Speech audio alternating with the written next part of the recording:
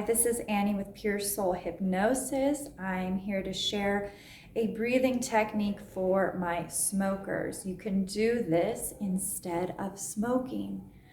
I advise my clients the week before our session to take out one cigarette from their pack a day. So instead of smoking this cigarette, here's the breathing technique you can do. You're going to close off one nostril and inhale through the other one. And then on the exhale, you're going to breathe out of your mouth. So this exhale out is like your old exhale you used to exhale the smoke with, only now you get to do it with your delicious breath. So do at least 4 rounds of this, alternating nostrils. Let's do it again through the other nostril, closing off the left one now, inhaling through the right.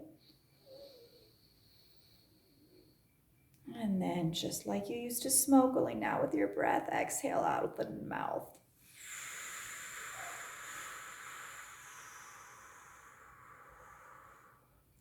Great, so exhaling out all of the air out of your lungs instead of that carcinogenic smoke. It's your breath. I hope it helps. If you would like to book a smoking cessation hypnosis virtually, you can do that with me in the link below. Also, I have another option of a recorded hypnosis program session that you can do when you're ready. Thank you so much for watching.